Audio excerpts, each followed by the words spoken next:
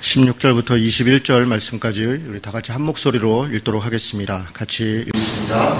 저물매 제자들이 바다에 내려가서 배를 타고 바다를 건너 가버나움으로 가는데 이미 어두웠고 예수는 아직 그들에게 오시지 아니하셨더니 큰 바람이 불어 파도가 일어나더라.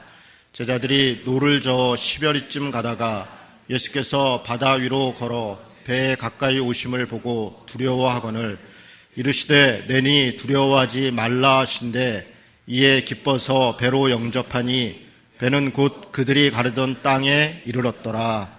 아멘. 요한복음의 7가지의 표적을 살펴보고 있습니다. 벌써 5번째입니다. 한 가지 생각해 보면 이 7가지의 표적은 일정한 목적을 가지고 기록이 되어 있고요. 그냥 우연히 그 자리에 있는 것이 아니라 이유가 있어서 그 자리에 있고 그 말씀을 통해서 우리로 하여금 예수 그리스도께서 하나님이시고 생명을 주시고 영원한 구원을 우리에게 주시는 분이시라는 것을 우리에게 설명하기 위해서 이 기적들이 사용되고 있습니다. 오늘 5번째 표적인 바다를 걸으신 사건은 어제 말씀드린 것처럼 독립적으로 혼자 존재하는 게 아닙니다. 어제 보았던 4번째 표적인 오병이어의 기적, 5,000명을 먹이신 사건과 연결되어 있습니다. 5,000명을 먹이신 사건이 옛 출애굽을 이야기하고 있습니다. 예전에 하나님께서 그들을 출애굽시켜서 생명의 길로 하나님의 나라로 인도하셨다는 것을 이야기하고 있다면 오늘 우리가 읽은 바다 위에 걸으신 하나님은 걸어오신 예수님의 사건은 새로운 출애굽 사건으로 나아가고 있는 것을 연속해서 이야기하는 것입니다. 옛 출애굽 사건이 자신들의 욕망을 위해서 예수님을 임금 삼으려는 것에 대해서 예수님의 떠남으로 그렇게 끝났다면 새로운 출애굽 사건은 예수님이 하늘에서 내려오신 참떡이고 생명의 떡이고 그리고 참된 양식과 음료라는 것, 그래서 우리에게 영원한 생명을 주신다는 것으로 연결되어 들어갑니다. 내용을 구체적으로 살펴보면서 이야기를 하겠습니다. 날이 저물었습니다. 제자들이 바다에 내려가서 배를 타고 바다를 건너 가버나움으로 갔습니다. 오병이어의 기적 마지막은 예수를 억지로 임금 삼으려는 사람들을 피해서 예수께서 혼자 산으로 가는 것으로 끝났었습니다. 많은 소란이 있었을 것입니다. 많은 사람들이 달려들어서 예수를 억지로 잡으려고 했다고 그랬습니다. 아마 예수님을 따랐던 제자들도 어쩌면 생명의 위협을 느꼈을지도 모르겠습니다. 아이러니한 일입니다. 5,000명을 먹였고 오병이어의 기적을 일으켰는데 오히려 예수는 거기서 위험을 느꼈습니다. 그리고 예수는 혼자 산으로 가셨고 그리고 제자들은 가버나움으로 보내신 것입니다. 날이 저물었고 제자들은 배를 타고 가버나움으로 향하는데 예수님이 계시지 않았습니다. 그런데 큰 바람이 불어 파도가 일었습니다. 무언가 큰 일이 일어나고 제자들은 큰 두려움에 빠져 있습니다. 급히 노를 젓습니다. 풍랑이 일고 바람이 부니까 그럴수록 더 노를 열심히 저어갑니다. 한 10리쯤 갔으나 폭풍은 잦아지지 않았습니다. 두려움은 더 커졌을 것입니다. 그런데 더 놀랍고 두려운 일이 발생했습니다. 바다 위로 누군가가 걸어오고 있습니다. 제자들은 혼비백산했을 것입니다. 날이 저물었고 깜깜한 바다에 폭풍은 치고 바람은 불고 위험과 어려움이 빠져 있는데 누군가 바다 위를 걸어오고 있는 것입니다. 그때 예수님의 목소리가 들렸습니다. 내니 두려워하지 말라. 옛 출애굽 사건 때 이스라엘 백성들은 이집트의 노예가 되어서 두려움에 떨고 고통과 아픔 가운데 살았었습니다. 하나님께서 택한 모세는 광야에서 훈련을 받으며 때를 기다렸지만 막강한 이스라엘 권력과 폭력 앞에 두려움에 떨고 있었습니다. 아무것도 할 수 없는 자신의 무능력함으로 40년의 세월을 보냈습니다. 모세는 좌절했습니다. 사실은 낙심하고 낭망에 있었습니다. 그런 모세에게 하나님이 찾아오셨습니다. 그리고 모세를 사용해 자신의 백성 이스라엘 자손을 이집트에서 인도해내겠다 그렇게 말씀하셨습니다. 그러나 두려움에 떨고 있었고 무능함에 빠져있던 모세는 하나님을 믿지 못했습니다. 누가 나를 보냈습니까? 누가 나를 보냈다고 해야 합니까? 그렇게 묻습니다. 하나님은 스스로 있는 자가 너를 보냈다 그렇게 대답했습니다. 이때 스스로 있는 자 우리가 예전에 살펴봤었습니다. 에흐에 에세르 에흐에라는 말입니다. 나는 나다. 나는 누가 보낸 사람이 아니라, 나는 무엇에 의해서 움직이는 사람이 아니라, 나는 아브라함과 이삭과 야곱의 삶에 개입했던 그 하나님이다. 그렇게 이야기합니다. 이 나는 나다라고 하는 말을 번역한 헬라어가 에고 에임이라는 말입니다. 에고 에임이 나는 못못이다 이런 말입니다. 오늘 우리가 읽었던 내니 두려워하지 말라라고 할 때 이 내니라는 말이 정확하게 에고 에임입니다. 예수님께서는 바다 위를 걸어오셔서 지금 많은 사람들 두려움과 어려움 가운데 빠져있는 제자들에게 내가 나다. 내가 여기 있다. 내가 이스라엘을 이집트에서부터 구원해낸 바로 그 하나님이다. 라고 선포하는 것입니다. 우리가 살다 보면 어려움과 두려움 가운데 빠질 때가 많습니다. 폭풍을 만나고 파도를 만납니다. 그러나 그때마다 주님은 말씀하십니다. 나는 스스로 있는 자니라. 내가 나다. 여러분 그 말은 나는 고고하게 거룩하게 능력 있게 저 멀리 있다. 그렇게 이야기하는 것이 아닙니다.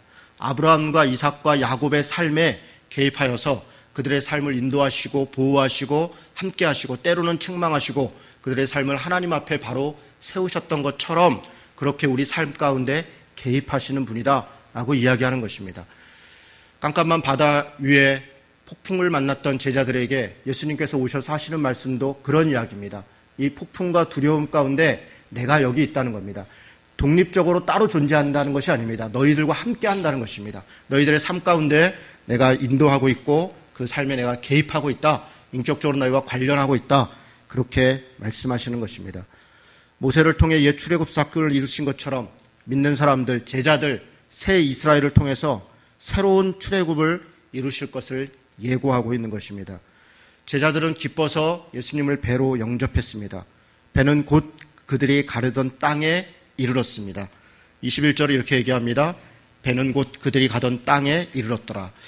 이 표현도 대단히 특이한 표현입니다. 분명히 17절에서 바다를 건너 가버나움으로 가고 있었다 그렇게 이야기했습니다.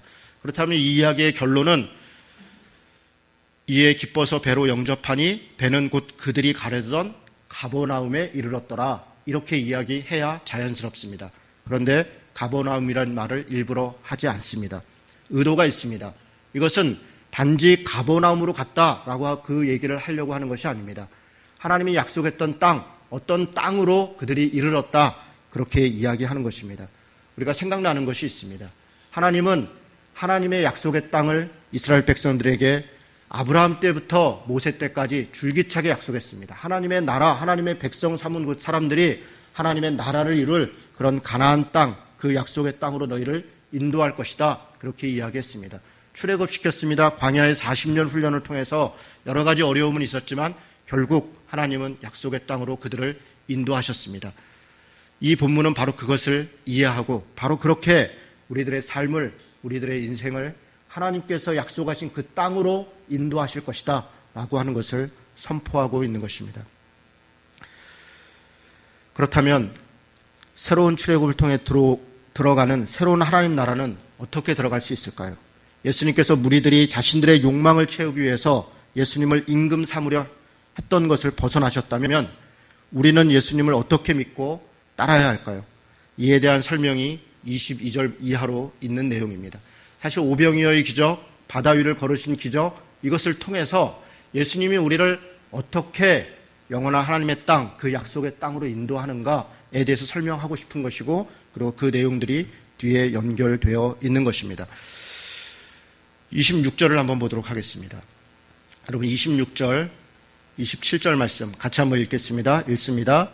예수께서 대답하여 이르시되 내가 진실로 진실로 너희에게 이르노니 너희가 나를 찾는 것은 표적을 본 까닭이 아니요 떡을 먹고 배부른 까닭이라. 썩을 양식을 위하여 일하지 말고 영생하도록 있는 양식을 위하여 하라.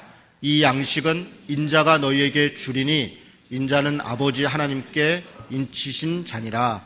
아멘. 많은 사람들이 예수님을 찾아왔습니다. 광야에서 예수님께서 주셨던 떡을 먹었던 사람들입니다. 예수님이 없어졌습니다. 그들은 포기하지 않습니다. 끝까지 예수님을 쫓아옵니다. 그들이 쫓아왔던 것은 예수 그리스도를 구주로 믿고 그분 앞에 그를 따르고자 하는 것이 아닙니다. 자신들이 먹었던 떡, 그 떡을 주님이 여전히 주시기를 갈구했고 주님이 그렇게 주실 분이라는 것을 믿었습니다. 결코 포기하지 않고 자신들의 욕망을 위해 예수님을 따라옵니다. 예수님께서 너희들이 날 따라온 것은 표적을 본 까닭이 아니다. 떡을 먹고 배부른 까닭이다. 이렇게 얘기합니다. 이게 무슨 말씀이십니까? 표적을 보여줬는데 그 표적을 통해서 무언가 깨달으라고 이야기를 했는데 전혀 깨닫지 못하고 떡 먹은 것, 그것만 생각하고 나를 쫓아오고 있다. 이렇게 이야기하는 것입니다. 그런데 이들은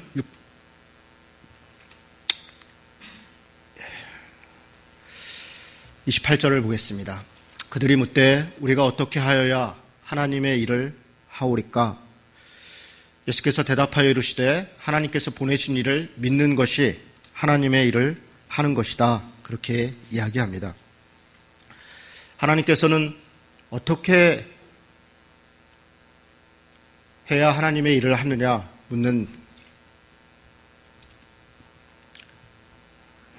예수님은 자신을 믿는 것이 하나님의 일이라고 이야기합니다.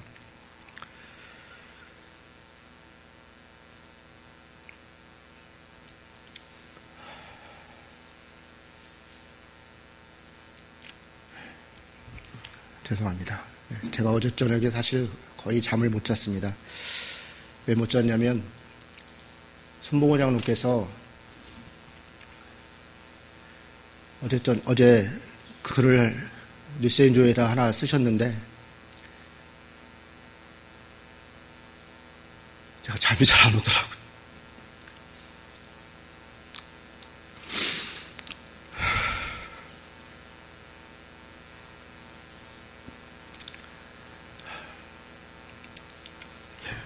제가 그 얘기를 해야 되는 건 아닌데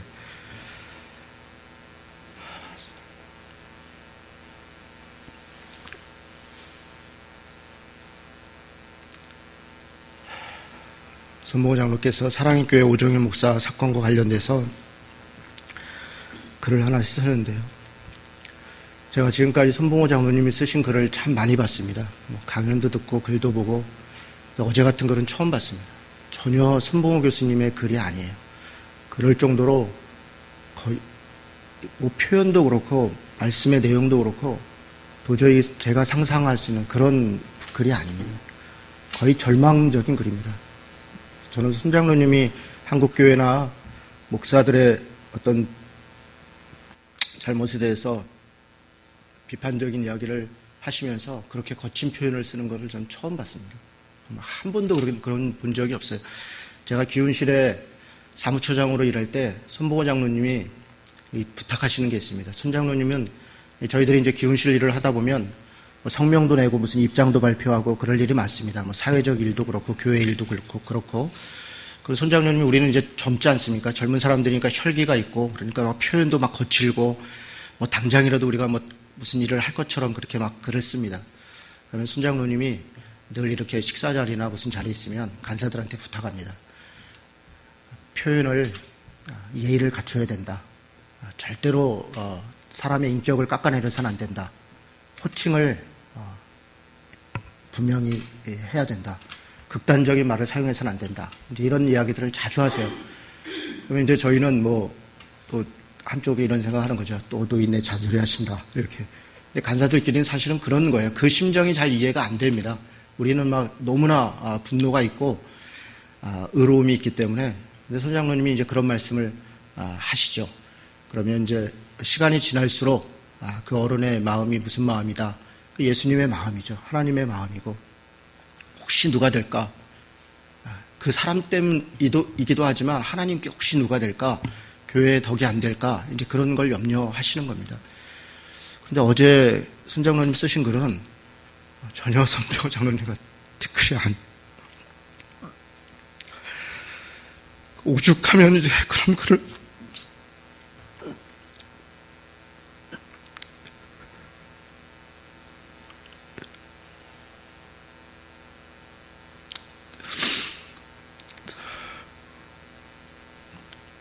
그 애가 회복이 안 될 것 같아요.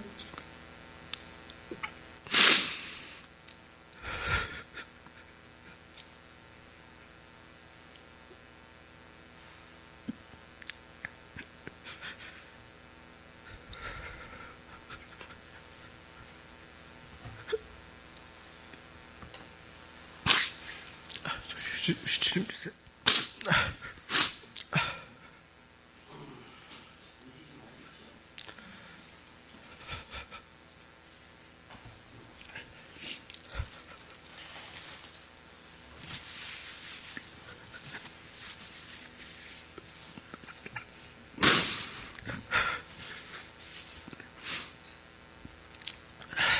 참 이렇게 말씀을 전한다는 게 너무 부끄럽고 정말 참담한 마음입니다. 내가 하나님의 말씀을 가지고 좋은 얘기 하죠. 서로 격려도 하고 다 고고한 얘기하지만 우리가 얼마나 정말 부패한 사람들인가. 정말 하나님의 말씀으로 우리가 듣지를 않습니다. 말씀을 전하는 자나 듣는 자나 어떻게 그런 짓을 하고 그렇게 강단에 서서 그렇게 이야기를 하는지 참담하죠. 정말 참담합니다. 아무도 이 상황에 대해서 그냥 고통스러워하지 않는 겁니다. 늘 그런가 보다 이렇게. 저도 참 그렇습니다. 여러분 참 각자의 삶의 자리에서도 살기도 버거운데 우리가 한국 교회와 목사들의 부패로 인해서 또 가슴 아파해야 된다는 이 현실이 참 부끄럽고 죄송하고 그렇습니다.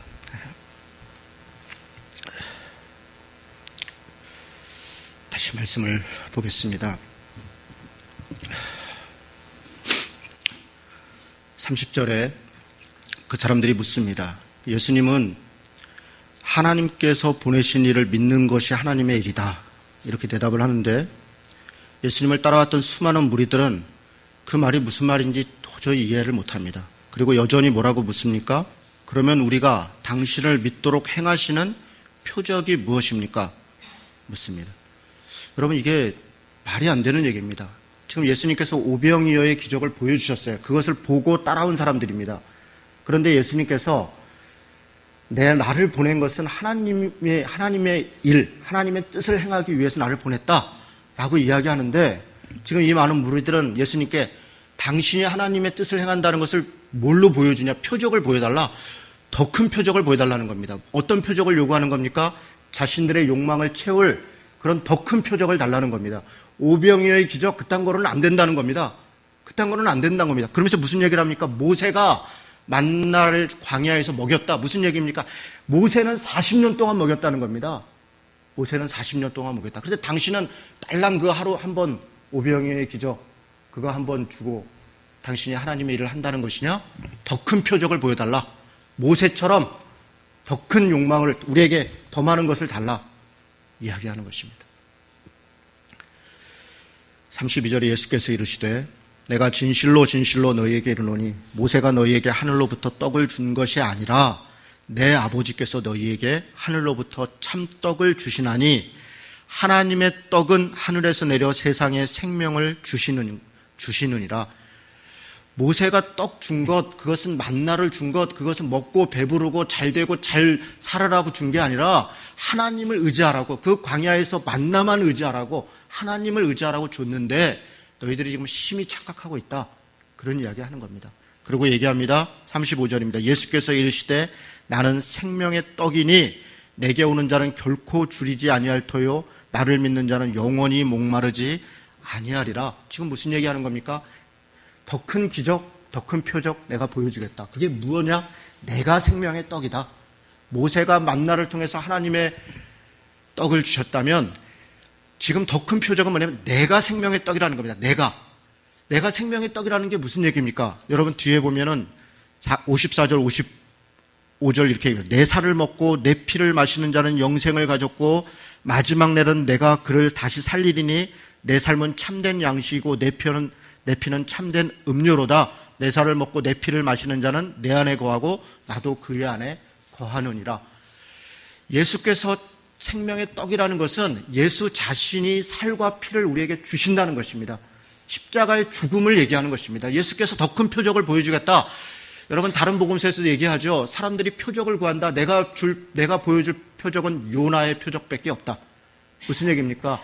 요나가 3일 동안 물고기 뱃속에 있었던 것처럼 예수님도 그렇게 죽을 것을 얘기하는 것입니다. 사람들은 만나를 먹었던 것처럼 오병이어를 주었던 것처럼 무언가 대단한 것을, 그 욕망을 채울 것을, 그것을 표적으로 요구하지만 예수님께서 자신이 보여줄 수 있는 표적은 뭐라는 겁니까? 나를 주겠다는 겁니다. 자기를 주어서 자기를 먹고 자신을 십자가에 내어줌으로 그렇게 구원하겠다는 것입니다. 그런데 관심이 없는 거예요. 여러분 지금 이 표적들, 사건들을 통해서 계속 이야기하고 싶은 것은 예수께서 영생과 우리에게 영원한 믿음과 생명을 주시겠다. 그것을 위해서 내가 죽음을, 그 때를 향해서 나아가고 있다는 것을 이야기하는데, 여러분 제자들도 마찬가지고요. 예수님을 따르고 있던 무리들도 마찬가지고 여전히 관심은 자신들의 욕망입니다. 자기의 욕망. 예수를 이용해서 예수님을 따라 그분을 임금 삼아서 자신의 욕망을 채우려고 하는 것, 그것이 심지어는요 61절을 보겠습니다. 예수께서 스스로 제자들이 이 말씀에 대하여 수군거리는 줄 아시고 이르시되 이 말이 너희에게 걸림이 되느냐?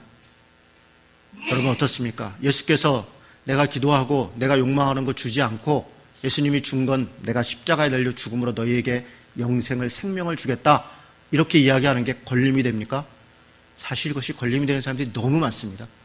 너무 많아요. 예수를 믿는다고 교회에 나와 있고 주님을 믿는다고 신앙생활 하는데 예수 그리스도의 십자가가 걸림이 되는 것이에요. 내 십자가를 들고 나를 따라와라, 이런 것 거기까지 가지도 않습니다. 그냥 예수님이 십자가에 달려 죽으신 자체가 걸림입니다. 차라리 금리발을 주시지, 금덩이를 주시지 뭘 요구하는 것입니까? 예수님께 요구하는 것은 맨날 그런 것이, 그런 거 간증하는 것입니다. 간증한다고 이 단에 서서 하는 말들이 예수 믿었더니 이렇게 잘 됐어요, 저렇게 복 받았어요, 뭐가 어떻게 바뀌었어요, 죽은 사람이 살아났어요. 그게 간증입니다. 아니 그거 아니고 예수님이 십자가에 죽으셨으니까 너도 십자가에 죽어야 돼. 그것은 걸림이 되는 것입니다. 그건 걸림이 되는 것입니다. 62절에 얘기합니다. 그러면 너희는 인자가 이전에 있던 곳으로 올라가는 것을 본다면 어떻게 하겠느냐? 살리는 것은 영이니 육은 무익하니라. 내가 너희에게 이런 말은 영이요 생명이니라. 살리는 것은 영이니 육은 무익하니라. 예수님이 지금 간절히 다시 얘기합니다. 내가 죽어서 정말 다시 하늘에 올라가면 그때는 어찌하겠느냐? 너희들 정말 봐야 알겠느냐? 그렇게 이야기합니다. 그러나 너희 중에 믿지 아니한 자들이 있느니라. 예수께서 믿지 않은 자는 누구고 심지어는 팔자도 있다. 66절입니다. 그때부터 예수께서 이렇게 말씀하시니까 그럼 그들이 깨닫고, 그렇군요, 예수님, 주님이 나에게 말씀하신 얘기는 그런 얘기군요, 그렇게 받아들이는 게 아닙니다. 66절은 이럽니다.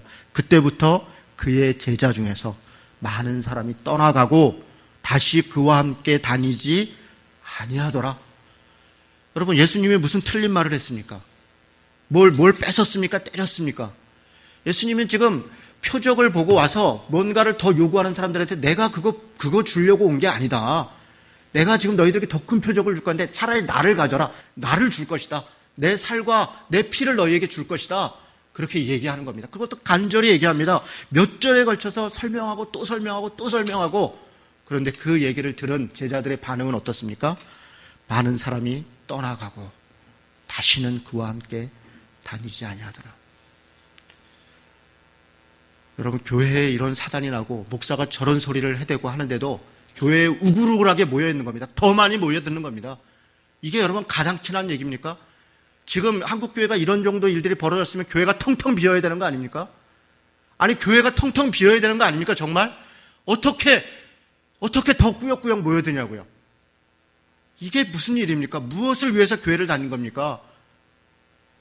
그들이 십자가만 바라보고 그렇습니까? 정말 그들이 말하는 것처럼 목사 바라보지 않고 하나님만 바라보고 교회에 오는 것입니까? 정말 그렇습니까?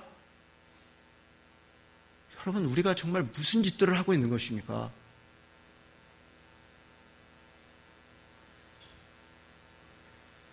제자 중에 많은 사람이 떠나가고 다시는 그와 함께 다니지 아니하더라.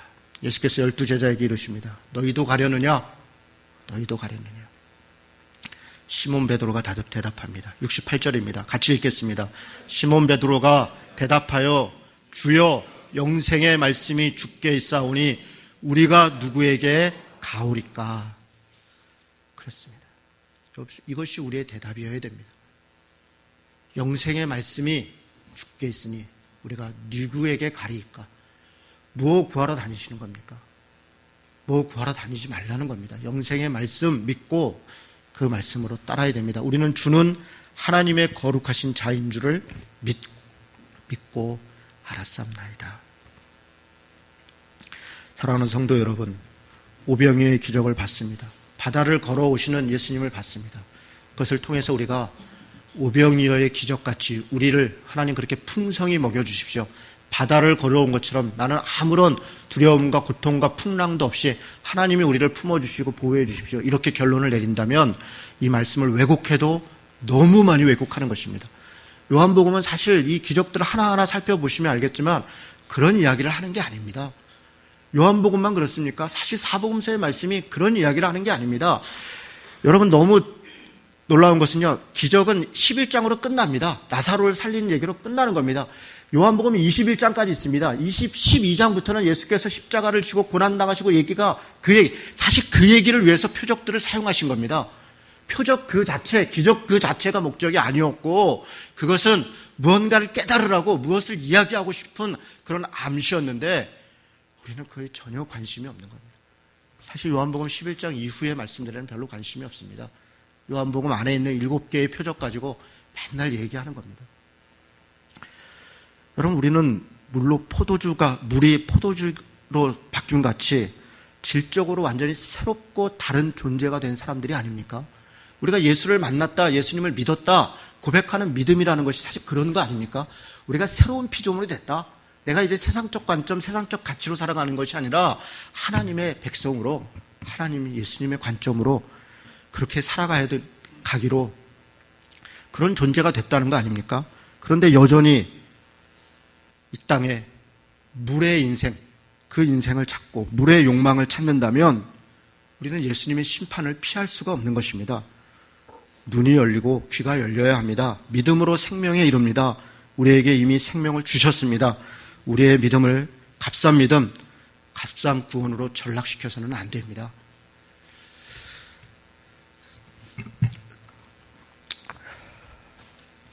제가 오늘 말씀을 전하면서 너무 감정 조절을 잘 못해서 죄송합니다. 사실 오늘 말씀을 안 전하고 싶었어요. 아이고, 참.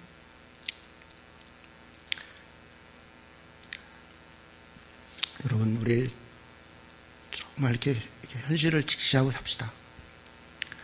우리가 무엇을 믿고 있는가, 무엇을 쫓아가고 있는가 살펴봐야 됩니다. 그리고 우리 한국교회가 어떤 상황에 와 있는가를 알아야 됩니다. 정말 제2의 종교개혁이 일어나야 됩니다. 이게 이래서는 안 됩니다. 이 정도로 가서 그냥은 안 됩니다, 그냥. 그러나 종교개혁의 결과는 참담한 겁니다.